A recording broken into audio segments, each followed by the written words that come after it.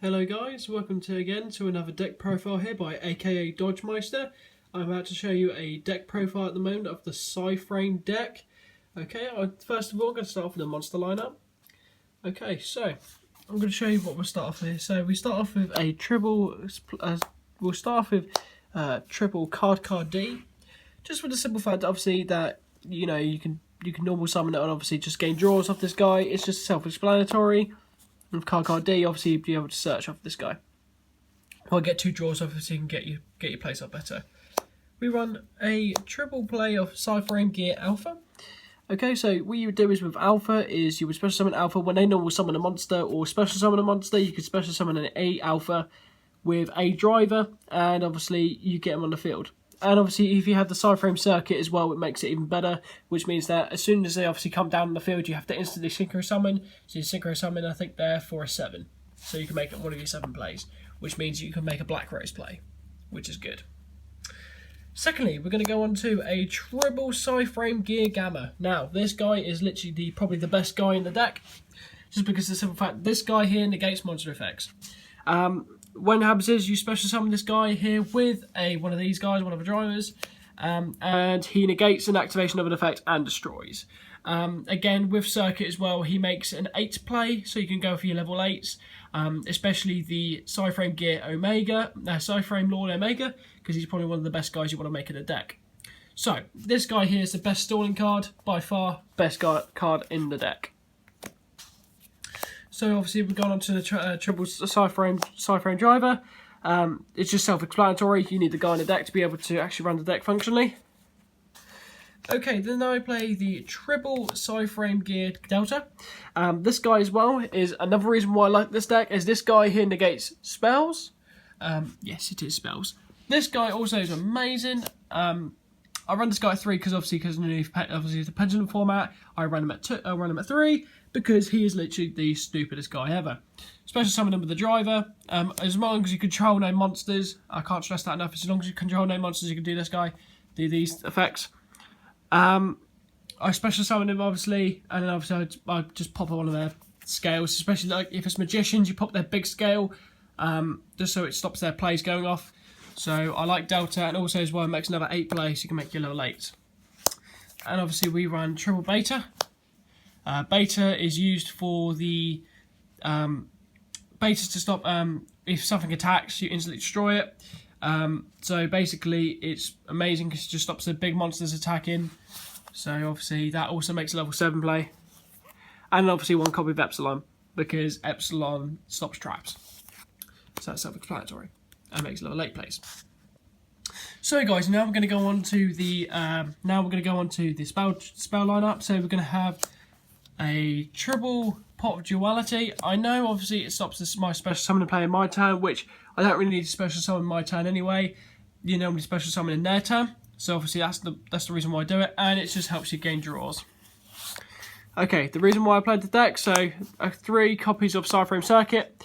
You run this at 3. It is absolutely broken. Obviously, when they synchro summon you, special summoned, when a PSY-Frame monster is special summoned, you can instantly, immediately after effect resolves, special synchro summon a synchro monster using PSY-Frame monsters. Also, you can discard a PSY-Frame monster, and obviously it gains the attack equal. So it's like an honest as well in spell card form. It is absolutely stupid, and it's probably the reason why I play the deck. It's absolutely amazing, and this card needs to be run at 3. Okay, then I run 2 Psychic Path. This guy obviously is good for when when you banish your PSY-Frame monsters. It just allows you to add them back. Just by paying 809 points, you can add them both to your hand, so it makes things even better. 1 could be Terraforming, self-explanatory, to search out for the circuits. Then triple Psychic Fill Zone. This card is stupid. I can select 2 from play monsters, a Psychic monster and a tuner. Obviously I return them to the graveyard, and I can special summon 1 Psychic Synchro monster, which that would obviously be a from the extra deck in face up defensive position. So obviously that would be an Omega, because that would why the hell not? Because obviously it's one of the best monsters to bring out. Obviously, it has to be equal to the same level, but yeah. Okay, people are going to say this is controversy, but 2 MST. The reason why I run MST is because I don't want to be able to discard from... I don't want to discard things we're using Twin Twister. Obviously, I understand that Twin Twister is obviously one of the best cards in the format, but I don't want it to be able to discard, because obviously if I discard, that means less stopping power, less stalling power for my deck. That's the reason why I want 2 of the MST. So, next, guys, we're going to go on to the trap lineup. Okay, so we're playing a triple PSY-Frame Overload. Overload is actually quite good. I can banish a PSY-Frame monster from my hand or face up from my side of the field. Target one card in the field, banish it face down. No, your opponent then can't access it. So that's the reason why I like Overload. And obviously I can banish this card from my graveyard to add a PSY-Frame monster. So again, that is pretty good. So that's the reason why I run Overload. If you can pull this off, Vanity's Emptiness. Again, Vanity's is pretty still good in the format. It's still pretty good, but people hardly play this anymore. Treasure Tribute.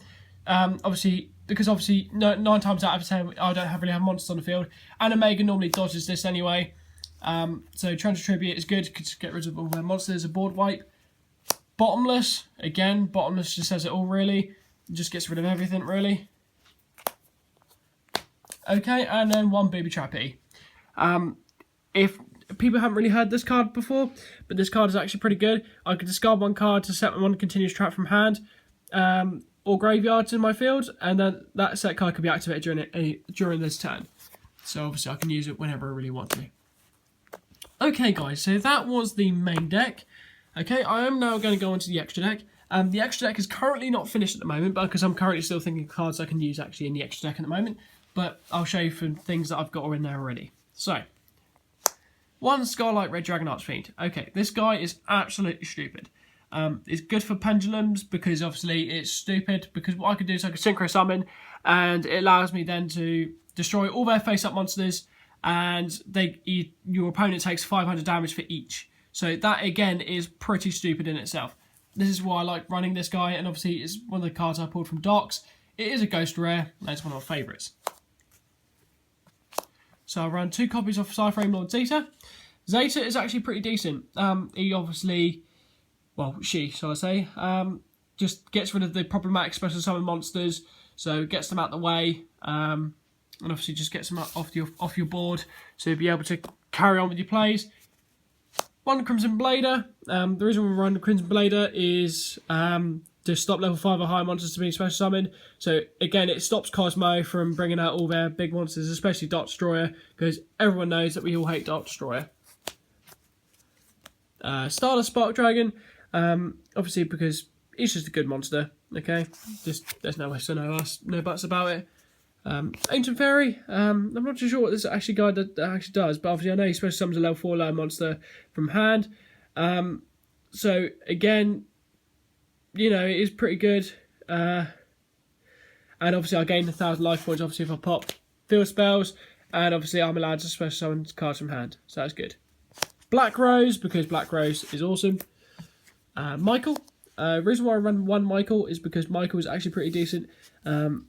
He allows me obviously to banish things, and he's just pretty awesome. The only thing that's bad about him is the fact you have to ditch things from him, which does make him a pretty pain in the arse, but you know, oh well. Thought Ruler Archfiend, I like Thought Ruler Archfiend, he's actually awesome. If he destroys a monster by battle and sends it to graveyard, I gain life points equal to that monster's original attack. Then during our player's turn, I can, when the spell trap becomes activated, and exactly 1 psychic monster, and I have no other cards, I can pay 1,000 life points and negate the activation and destroy it. So that's pretty decent as well. But overall, the best card I use in the format at the moment is this guy, PSY-Frame Lord Omega. Now, he's probably one of the best cards in the format at the moment because he dodges like a bitch. If you don't know what his effect is quite simple. Once per turn, during my main phase, I can banish this card from the field and run one. Basically, I could banish a card from random at my opponent's hand, and obviously they don't get that to their next standby phase. So that is generally pretty awesome. I mean, I could just, you know, and he just dodges everything. So if my opponent activates Rikeki, I could basically turn around and say, well, activate Omega effect to ditch him, to banish a card from your opponent's hand, and obviously then I banish them, and obviously they don't get that back to standby phase. It's good if you're running up against a Pepe, Draco Pal, or Magician or anything like that, because what you can do then is you can just ditch, and then obviously ditch one of their big scales from hand if you can manage to hit one, or one of their cards that they need, and just stops their plays, which is pretty awesome. So again, this is really one reason why I like this guy, and it's pretty. Okay guys, so that was my deck profile of my PSY-Frame deck. Okay, I hope you guys enjoyed it, and I hope you guys subscribe and like to my channel, and get to and obviously comment in the boxes below to see what you feel about the profile. And yeah, thanks guys. Cheers. AKA Dodgemeister out.